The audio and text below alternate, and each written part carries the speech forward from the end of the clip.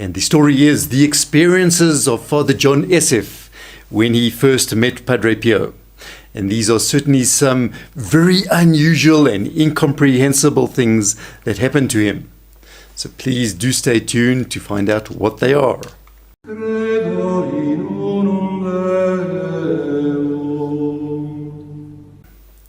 Hello friends, and welcome to our channel Following Padre Pio, where we, through a series of short stories, investigate the incredible life of our great saint, Padre Pio.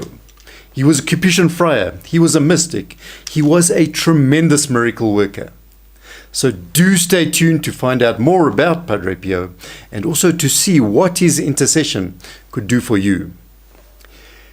We'd also like to encourage everyone, we do have a Mass said every Friday, and this Mass is dedicated to Padre Pio. If you enroll your Mass pre-intentions, we will bring your intentions to this Mass of Padre Pio's.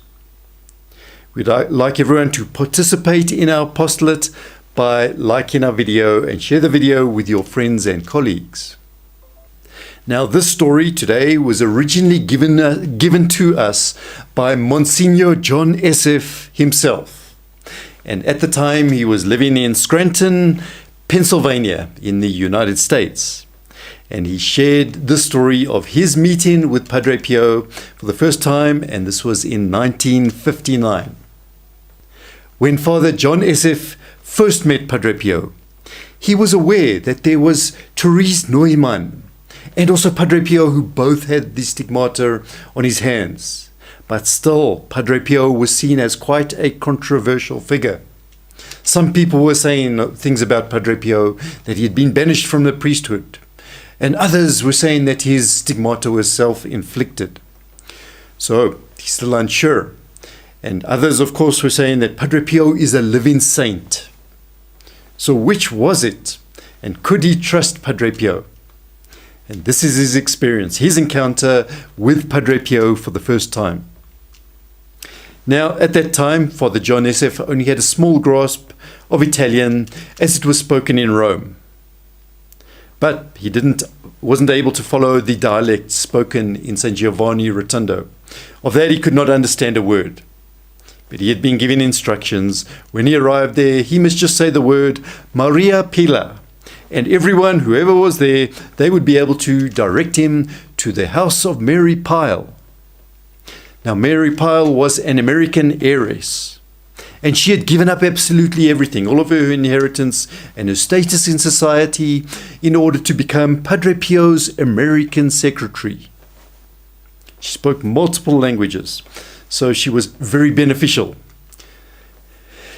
And she would meet and she would greet a lot of people, and she would offer hospitality to the people and assistance to anyone, especially the English-speaking visitors. So Father John Esseff did this.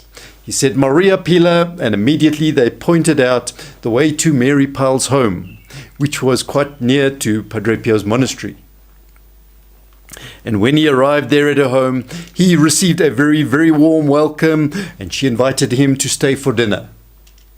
And Padre Pio's nephew also joined them for dinner. And as they sat there eating, the door suddenly swung open, and in walked Padre Pio himself. And Father John was completely surprised by this unexpected visit of Padre Pio. And Padre Pio looked directly at Father John and said, "Who are you, and why are you here?" "Not one of the curiosity seekers." Wanted to know. "No, not at all," Father John said. And then Padre Pio walked up to Father John, to where he was sitting.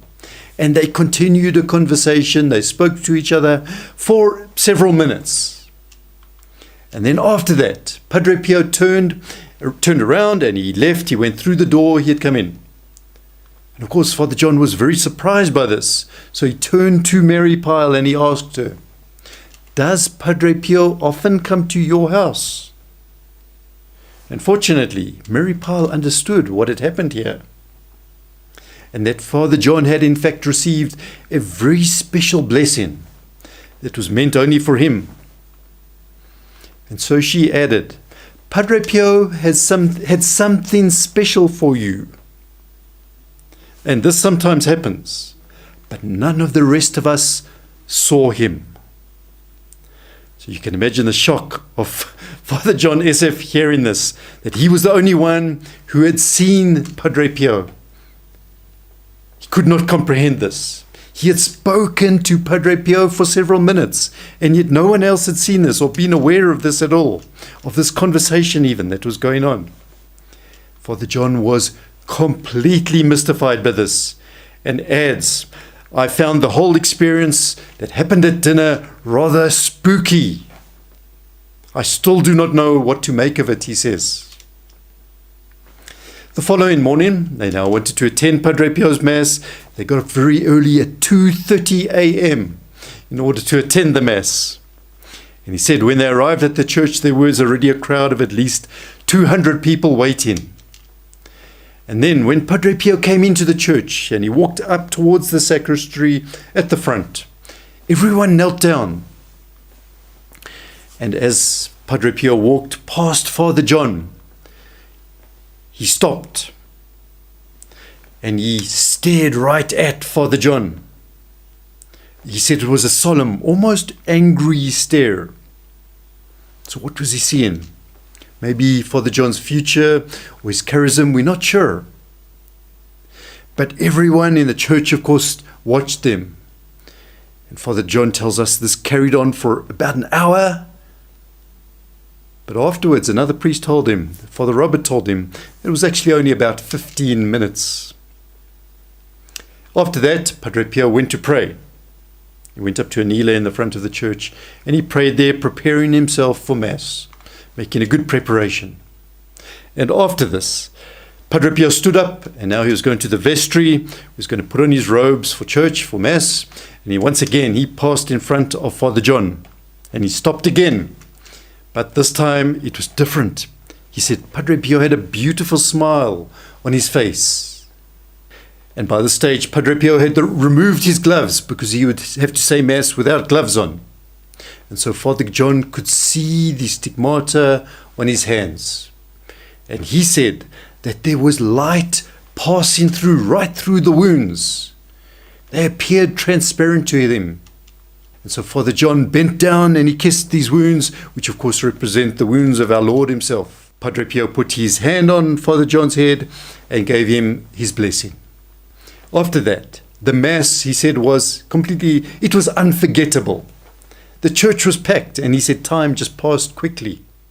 And after Mass, the local people, they knew that they would have to take cotton swabs and they would go around the altar and they would clean up any blood that had fallen from the wounds of Padre Pio's hands.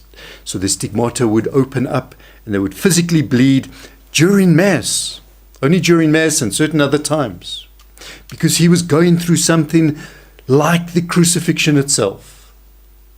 And so these people, they obtained their own first-class relics in this way. And then after this, Father John now wanted to go to confession with Padre Pio. But he was told by Father Dominic that it would not be possible for at least 2 weeks because there was such a long queue waiting in front of him. But Father Dominic could do something. He would go and speak to Padre Pio.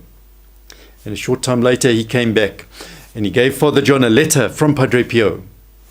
And this was the message from Padre Pio, that if Father John ever needed Padre Pio's help, he was to send his guardian angel, and Padre Pio would help and he would respond immediately.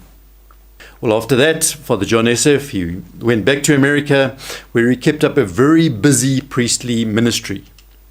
And he gave retreats for the missionaries of charity, and this was worldwide. So he had to travel all around the world. And he was also very close to Mother Teresa of India. He was her confessor. And he was a retreat director to all of her religious communities. And Father John was the creator as well of this program called Telespond. And this was to address the needs of the elderly and also to advocate for the handicapped and the retarded and the poor and the homeless. So this is all of his priestly ministries, and he was kept very busy with this. And as confessor and spiritual director to all of these people, Father John often faced some very difficult cases. Not easy to work out. He was certainly needing Padre Pio's help and guidance in this. And not knowing the right words even to say, he would send his angel, his guardian angel, to Padre Pio. And he said the answer would always follow. The answer would just somehow come to him after that. And he continued like this, sending his guardian angel, and he feels that Padre Pio was ever present there to counsel him and help him through his many, many years. And then next time on this channel, we're going to have a look at a story on the effects of Padre Pio's relics. And this is a story about a healing, tremendous healing. So please do join us for that. And if you're new to our channel, please make sure that you have subscribed to our channel and do click that reminder bell so you'll receive a notice then of any future videos we produce.